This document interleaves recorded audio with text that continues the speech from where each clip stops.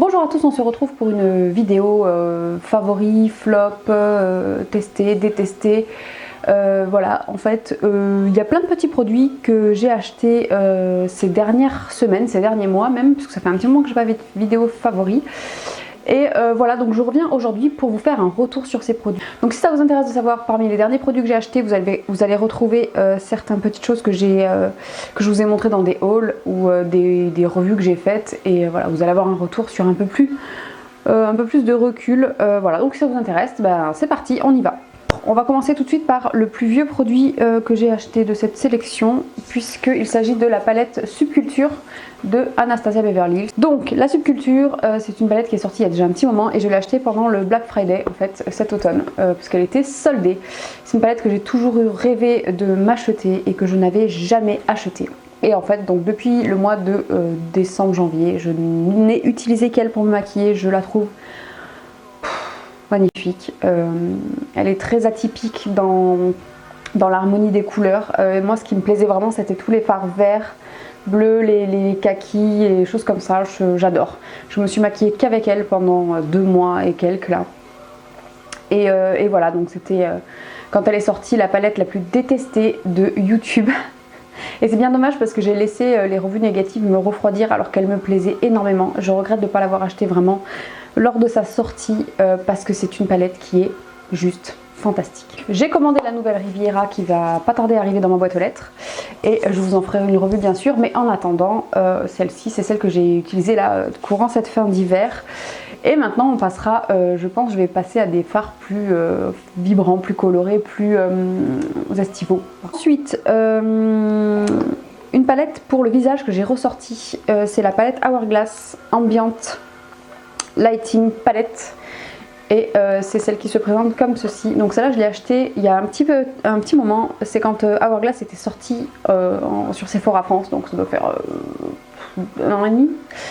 Voilà, et en fait c'est ce fard là que j'ai le plus utilisé. En fait j'ai utilisé toute cette palette, mais c'est vraiment le fard Dim Light qui est ici que j'ai beaucoup utilisé cette fin d'hiver, parce que figurez-vous que je suis tellement pâle que cette poudre là, qui est normalement une poudre de finition, je suis tellement pâle que moi ça me fait un bronzer, hein. Donc c'est ce que j'ai mis aujourd'hui en bronzer et ça marche super bien. Ça fait vraiment un effet très subtil, ça réchauffe un petit peu la peau mais sans être orangé. Vous voyez ce type de couleur là très orangé, là en cette fin d'hiver où j'ai un teint blanc gris vert, on sait pas trop, c'est pas possible, ça fait orange, ça fait vraiment pas beau, même très fondu, même appliqué légèrement, ça marche pas.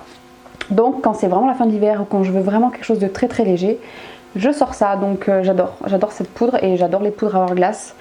Ce sont des produits qui sont très chers mais que je n'ai jamais regretté d'avoir. Alors ensuite on va parler un petit peu, on va parler anti-cerne, puisque depuis mon dernier haul, en fait j'ai acheté 4 anti-cernes ces derniers temps. Je sais pas pourquoi, j'ai eu envie de tester plein d'anti-cernes, puisque depuis que j'ai fini mon Shape Tape, j'arrive plus, je sais plus ce que j'aime, je sais plus ce qu'il me faut, je sais plus. Je crois que là, les 30 ans étant passés, les anti-cernes que je pouvais aimer ne fonctionnent plus super bien. J'ai les dessous des yeux qui est très déshydraté et qui marque super vite et ça fait souvent, voilà, j'ai souvent des problèmes. Donc j'ai testé plein d'anti-cernes. Vous le savez, le Catrice Liquid Camouflage qui est ici en teinte 005 Light Neutral. C'est un anti-cerne qui est waterproof, qui est très couvrant. Et celui-ci il est génial, donc j'arrête pas de l'utiliser. C'est celui que j'ai le plus utilisé ces derniers mois. La couleur est parfaite, il est clair, il illumine, il est fin, il se voit pas, il fait pas d'effet de matière, il file pas dans les plis, il tient très bien, il fait assez lisse, il est super facile à travailler. Bref, ça je vous le recommande même si vous avez l'œil qui commence un peu à friper. Ensuite j'ai testé aussi le Make Up Revolution, donc le Conceal and Define C2, j'ai la teinte C2. Celui-là pareil, on en avait beaucoup entendu parler parce que soi-disant c'était un dupe du Shape Tape. Je suis pas du tout d'accord avec ça. Alors je le trouve vraiment pas mal. Alors au moment où on l'applique, il est très beau, il est très lissant, il est bien couvrant, il est lumineux, il se travaille super bien, il se fond bien à la peau, il se voit pas, il sèche pas, il est assez hydratant. Celui-là est plus hydratant que le Catrice. Mais le problème que j'ai avec celui-là, c'est au niveau de l'évolution dans la journée, où en fait quand je regarde de près au niveau de la peau sous l'œil ici, donc au niveau du cerne, si je tire un petit peu, j'ai toutes les petites lignes qui, comment dire, en fait il n'est pas assez élastique si vous voulez, donc il sèche, et avec les mouvements de la peau ça fait des petits sillons, en fait ça fait des petites ridules, voilà. Et on dirait que l'œil c'est un peu plus sec que sans rien, donc je suis un peu bof sur celui-là. Je le déteste pas, mais je suis pas aussi emballée que celui de chez Catrice. Ensuite, je me suis racheté le Instant Anti-Âge Effaceur de chez Maybelline. Alors j'ai viré la petite mousse là, parce que je sais pas, je trouvais ça chiant, je sais jamais si ça sort, si ça sort pas, s'il y en a beaucoup, s'il y en a pas beaucoup. Au niveau hygiène, je sais pas, ça me... Comme en fait je les utilise pas d'un trait, je les garde assez longtemps, j'avais peur que ça, je sais pas. J'étais pas Alors, ils ont sorti des nouvelles teintes parce que depuis pas longtemps, parce que il y a quelques années je l'avais déjà acheté et la teinte était un peu foncée. Et j'ai vu qu'ils avaient sorti des nouvelles teintes. Donc j'ai pris cette teinte là qui est la 00 Ivoire et qui est vraiment hyper claire. Voilà, c'est un anti-cerne qui est très pigmenté. J'aime beaucoup ce produit. Je trouve que la teinte est un poil trop claire quand même. Ce packaging est vraiment horrible. Donc le Maybelline, c'est un très bon anti-cerne. Je sais qu'il est très réputé, en fait. On en entend souvent beaucoup parler. Et c'est vrai qu'il est vraiment pas mal. Il est très pigmenté et à la fois il est très fin. Il se travaille très bien.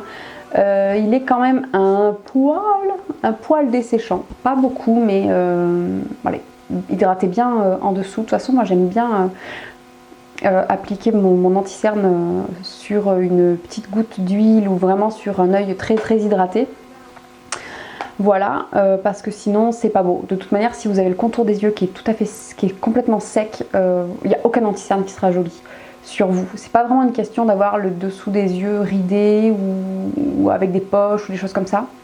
Mais si vous avez vraiment la peau sous les yeux qui est trop sèche, que vous faites pas une bonne routine de soins, que votre dessous d'œil n'est pas bien hydraté, le produit va pas être joli dessus, quel que soit l'anti-cerne que vous prenez. Si vous avez un contour des yeux qui est bien hydraté, un de ces trois-là pourrait tout à fait vous convenir.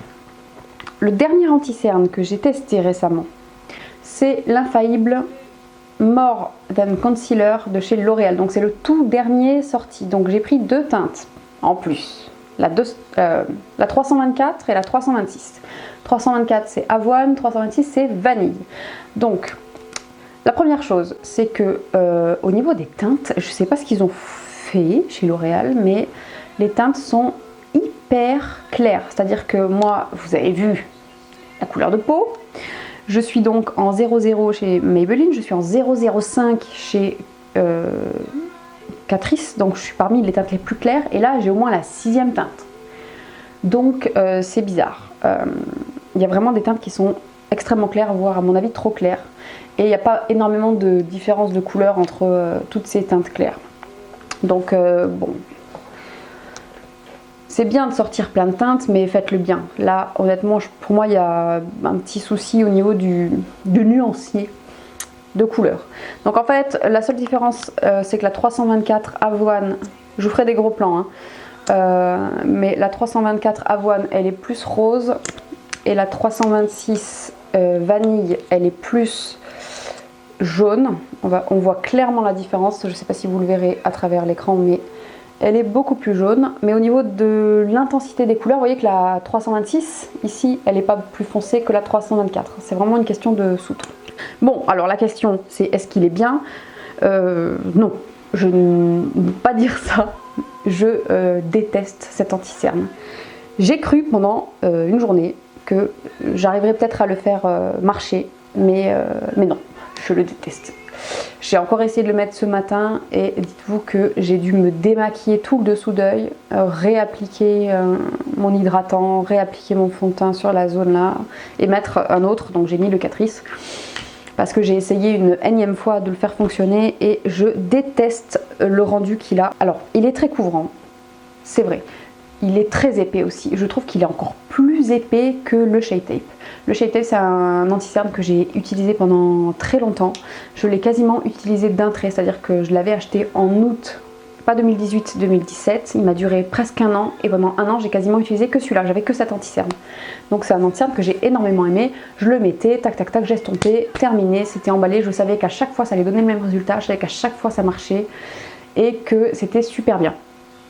Ça fait très longtemps que je ne l'ai pas utilisé par contre, donc il faudrait que je me remette un petit peu en tête. Peut-être que si je l'aurais utilisé maintenant, peut-être que j'aimerais pas non plus son rendu, mais je le rachèterai c'est sûr, j'attends qu'il ressorte en France pour me le reprendre parce que là j'ai toujours le fameux flacon du Shape Tape, mais il y a presque plus rien dedans, et enfin il y a quasiment, il n'y a plus rien dedans du tout, et en plus comme il est vieux et qu'il y a beaucoup d'air qui est rentré dedans, il s'est oxydé, donc il est plus vraiment de la même couleur. Voilà, donc voilà, il est très vieux, je l'utilise pour faire, comme il en reste quand même un tout petit peu, je l'utilise pour faire mes cut crease, mais c'est tout. Donc je trouve que par rapport, donc là dans le Shape Tape j'ai la teinte Light Sand qui est parfaite pour moi, qui est très claire, qui est jaune. Donc si je le compare avec le Vanilla, je vais le mettre ici, voilà, donc ils sont assez similaires. Alors si vous trouviez le Shape Tape, si vous connaissez, si vous le trouviez parfumé, moi je trouve pas qu'il soit très parfumé, alors celui-là il est 1000 fois plus parfumé. Il est très épais parce que vous voyez, regardez l'applicateur là, je viens de le tremper une fois ou deux. Il y a énormément de produits qui se met dessus. Et l'essoreur fonctionne pas super bien. Hop. Donc voici les deux. Le L'Oréal est selon moi beaucoup plus épais que le Shape Tape. Le Shape Tape il est très couvrant, il est très dense parce qu'en fait il est très riche en pigments, mais il n'est pas aussi épais en texture. Ce qui fait que le Shape Tape, une fois que vous l'avez appliqué, que vous l'avez estompé, il se fond à la peau et il fait quelque chose de fin et de lisse en fait. Il ne fait pas un effet de matière très important. Alors que le L'Oréal, quand je le mets sous mes yeux, il fait une couche en fait en surépaisseur. Déjà que c'est une zone qui est difficile à maquiller parce que la peau est très fine pour peu qu'elle soit un peu déshydratée et tout. Mais là vraiment la texture est très épaisse. Alors elle s'estompe bien, mais je trouve que parfois le résultat n'est pas très uniforme. Donc vous allez avoir des endroits où il va y avoir plus de matière, des endroits où il y en aura moins. Et malheureusement, vous ne pouvez pas vous permettre, c'est pas le genre de produit que vous pouvez vous permettre de travailler longtemps, de superposer et tout, parce que ça sèche et c'est impossible. Enfin, c'est impossible. J'ai essayé de le mettre donc directement à l'applicateur, vraiment à l'américaine. C'est une catastrophe. J'ai essayé de le mettre au doigt, en prenant vraiment juste, vous voyez, en mettant sur ma main, tac, tremper, en mettre un tout petit peu. J'ai essayé au pinceau, j'ai essayé à l'éponge, j'ai essayé de 1000 manières, d'en mettre un peu moins, ou très peu. La seule fois où j'ai réussi à peu près avoir un résultat qui était correct, c'est en mettant une huile en dessous, une huile végétale, n'importe laquelle, celle qui vous convient le mieux, et d'en utiliser mais vraiment une toute petite quantité avec un pinceau plat, genre par exemple, donc c'était un pinceau Sephora paupières précision, un pinceau plat comme ça. Vous prenez votre anti-cerne, voilà, vous trempez juste la pointe ici et vous en mettez juste sur le creux, vous tapotez légèrement et là ça peut passer. Mais alors c'est chaud. Donc si vous avez le dessous des yeux marqué qui commence un petit peu à se déshydrater, à peut-être faire quelques petites ridules et tout, je pense pas que... Enfin, c'est casse-gueule. C'est vraiment un produit qui est casse-gueule. C'est-à-dire que quand je le sors pour essayer de le mettre, je sais jamais ce que ça va donner. Je sais pas si ça va être... Des fois c'est pas mal et des fois c'est vraiment horrible. Horrible au point que je me démaquille et je mets autre chose. Donc voilà. Donc c'est pas un produit que je peux vous recommander. Je trouve qu'il y a bien mieux ailleurs, et notamment le Catrice pour 3 fois moins cher, qui est bien meilleur. Ensuite, le mascara Catrice Glam & Doll que je vous avais montré dans mon haul, il est génial. J'adore. Il a une brosse en picot plastique rigide, c'est ce que j'adore parce que ça sépare super bien les cils. Il est waterproof, donc il tient super bien la courbure, il fait un joli volume, il fait une jolie longueur, il est très chiant à démaquiller puisqu'il tient extrêmement bien, il est vraiment très waterproof. Le seul petit défaut, je trouve qu'il sèche quand même très vite, puisque là il n'est pas très vieux et il commence déjà à un peu sécher, mais à côté de ça il est super bien et il coûte sais pas, 3-4 euros, un truc comme ça, 4 euros, 5 euros, je sais plus. Je l'avais acheté sur Maki Beauty, je vous mets tous les liens en barre d'infos. Et voilà, je voulais juste vous faire un retour parce que vous avez été nombreuses à m'en parler dans les commentaires, à me dire que vous l'aviez testé, tout ça, que vous l'aimiez bien. Et je confirme, il est tip top. On continue avec Catrice, troisième produit Catrice quand même dans ses favoris. Il s'agit du Prime and Fine, le Fixing Spray en version dewy, donc en version lumineuse. C'est ce petit flacon rose. Alors, je vous l'avais montré dans mon haul, je l'ai bien descendu, je l'ai beaucoup utilisé, je l'adore. C'est vraiment un spray qui est génial. Il a battu mon Make Up Forever que j'aimais beaucoup jusque là. Il a battu mon Too Cool for School. Ils ont une brume comme ça à la noix de coco. C'était celle que je préférais jusqu'à présent.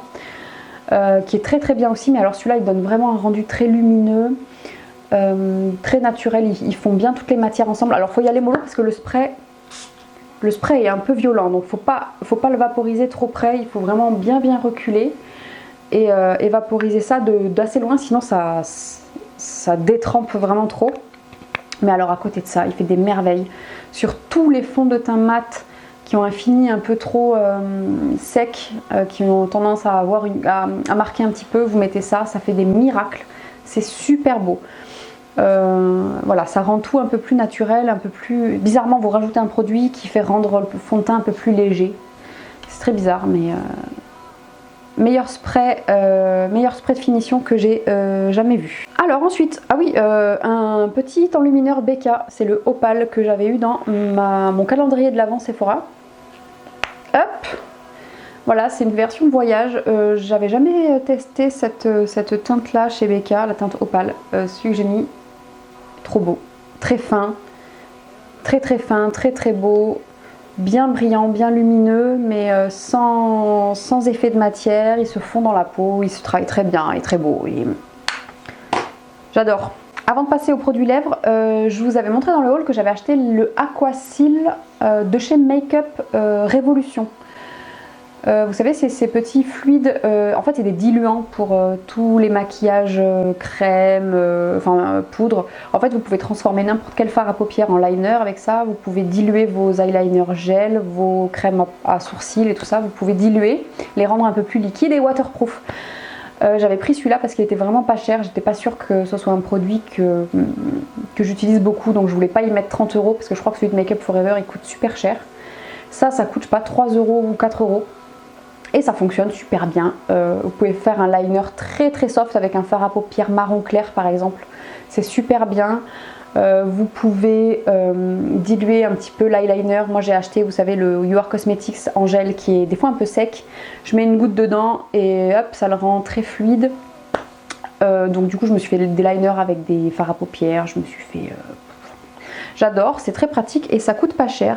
Donc ça c'est vraiment le truc à avoir à mon avis dans sa trousse de maquillage quand vous voulez faire des trucs un peu qui changent un peu. Voilà. Alors les lèvres, je reviens juste 2 petites secondes sur les rouges à lèvres de chez Zara.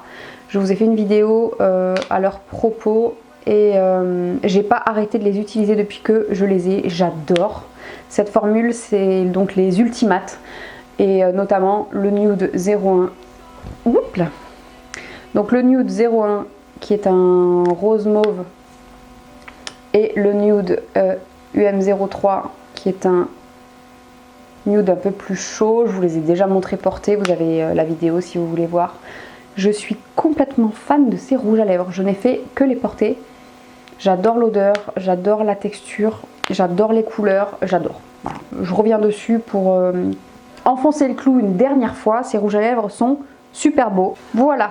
Alors ensuite j'ai découvert les gloss de chez Lidl. Oui, ça coûte 1,99 € je crois, ou enfin pas loin de ça. Et donc c'est la nouvelle version. J'avais testé les anciens il y a quelques années. Et là c'est une nouvelle... il y a un nouveau applicateur. La formule est assez proche de l'ancienne.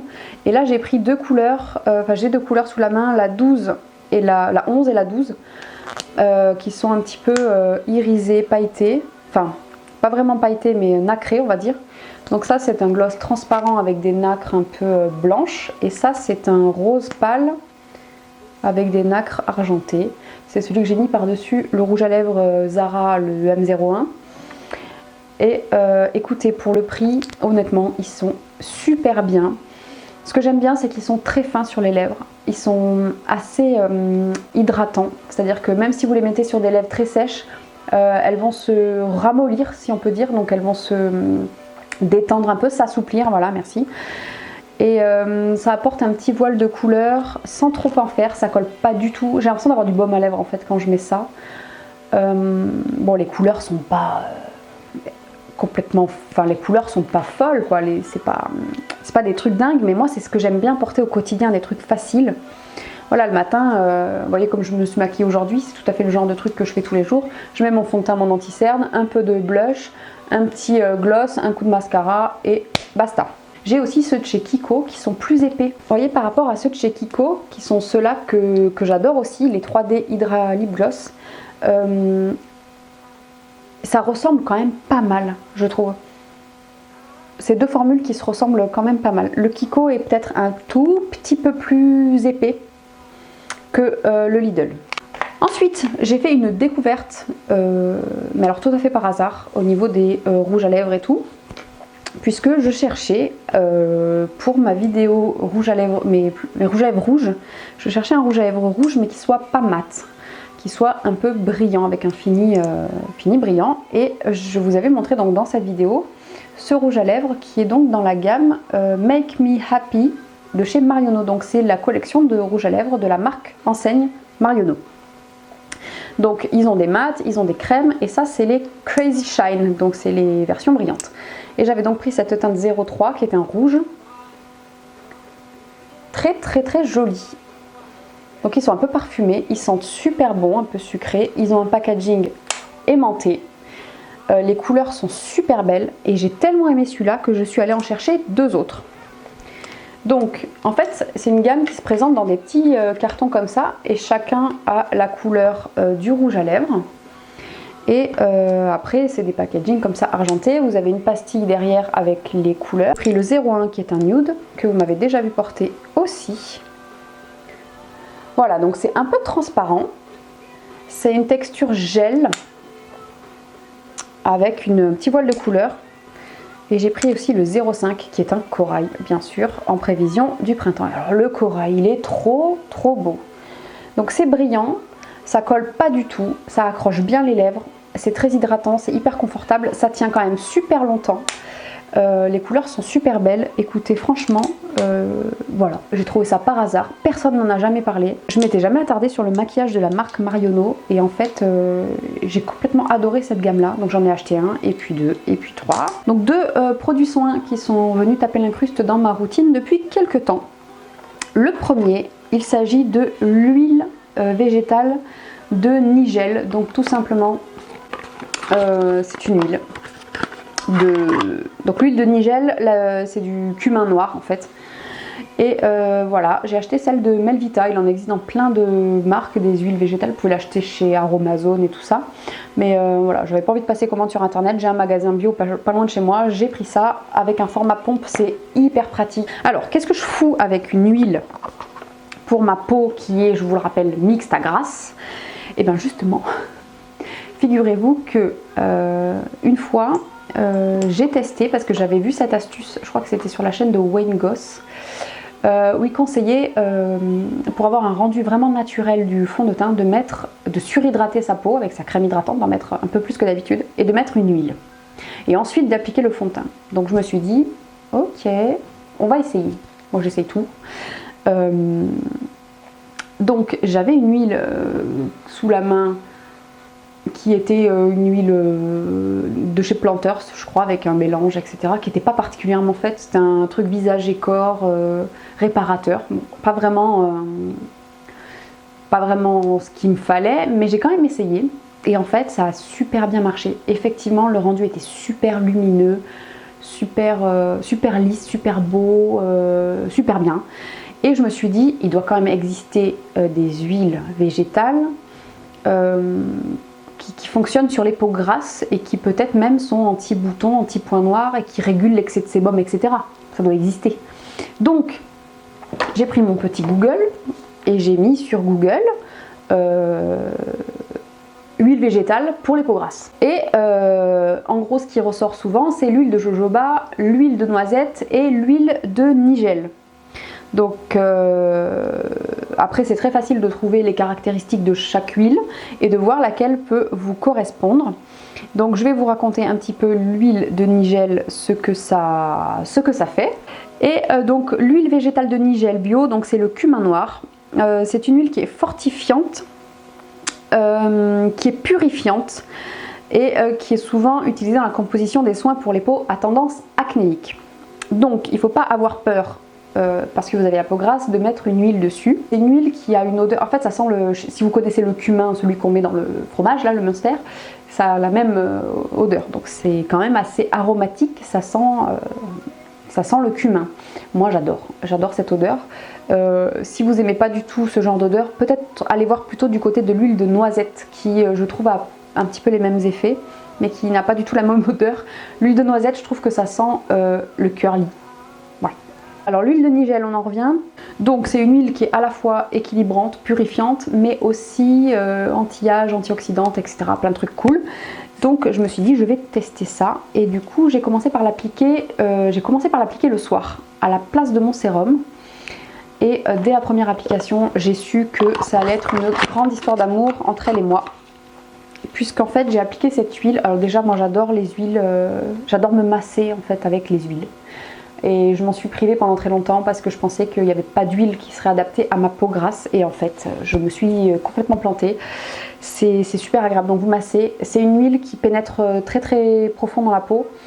Donc c'est une huile qui reste pas en surface grasse en fait, vous la massez et elle finit par complètement être absorbée par la peau. Donc vous n'avez pas cet effet très gras en fait que peuvent faire certaines huiles qui sont riches. Elle pénètre entièrement, je trouve qu'elle affine le grain de peau, qu'elle lisse la peau, qu'elle réduit un petit peu l'aspect des pores et tout ça. Et je trouve surtout qu'elle régule super bien l'excès de sébum, c'est-à-dire qu'en mettant cette huile, j'ai ma peau qui fabrique moins de sébum, qui est moins grasse. Donc je suis ravie. Je suis arrivée à un point où maintenant j'ai banni tout ce qui était asséchant, purifiant, mais de manière agressive et tout ça. Parce que j'ai une peau qui est trop sensible, trop déshydratée. Et dès que je mets un produit, que j'utilise un exfoliant, qu'il soit mécanique ou chimique, que j'utilise un traitement contre l'acné, un truc un peu trop fort, ça m'irrite, ça me fait des dartres, des boutons, des trucs comme ça. Donc c'est assez compliqué de trouver des soins pour les peaux grasses mais qui ne sèchent pas la peau. Je sais pas si c'est très clair. Bref. En gros, si vous avez la peau grasse ou mixte, mais que malgré tout vous avez plein de zones de sécheresse quand vous vous maquillez et que ça vous fait chier, essayez l'huile de nigel ou l'huile de noisette. L'huile de noisette, elle est vraiment super bien aussi. J'en ai un tube, j'en ai un flacon, mais je préfère l'odeur de celle-ci, je la trouve plus... ça fait plus spa en fait quand je mets celle-là. Et l'huile de noisette, elle est encore moins grasse que celle-là, c'est-à-dire que l'huile de noisette, elle pénètre encore plus, elle a un toucher encore plus sec. Donc si vraiment vous avez peur de ça, regardez l'huile de noisette, c'est super bien. Pareil, ça limite les points noirs, ça réduit l'excès de sébum et tout.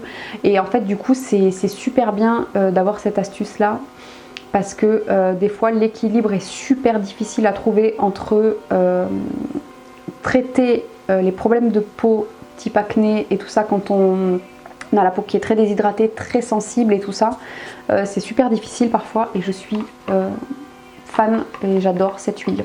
Et alors le deuxième produit de soin, c'est le gel nettoyant détoxifiant de chez Garnier Bio. Alors je sais pas si vous savez. Mais Garnier a sorti une gamme de produits bio. On en voit, je crois, les publicités en ce moment à la télé. Quand j'ai acheté ça, j'ai eu énormément de questions sur Instagram parce que je vous montre souvent les petits trucs que j'achète au fur et à mesure sur Instagram. Donc n'hésitez pas à venir me rejoindre là-bas si vous avez envie. Donc pour moi, ce produit-là, c'est un mélange entre le nettoyant de chez Fresh qui est super connu là, celui au soja, je crois.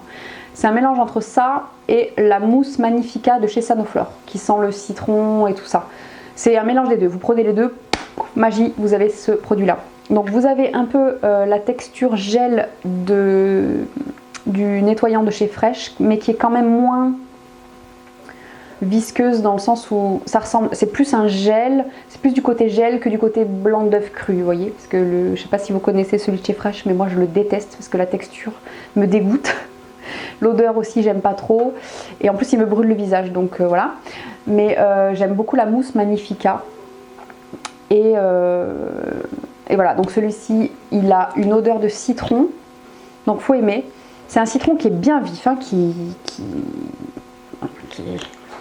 est plus forte encore que l'odeur de la mousse de chez Sanoflore. Au début, je trouvais que c'était quand même assez vif, et finalement je m'y suis habituée. C'est un produit qui mousse très peu, donc c'est un produit qui est bio, hein, c'est marqué Garnier Bio, mais c'est certifié bio, c'est Cosme Bio, EcoCert, c'est vegan, etc., etc. 98% d'origine naturelle et 12% est bio. Il n'y a pas de sulfate, donc il n'y a quasiment pas de mousse, ça mousse très peu.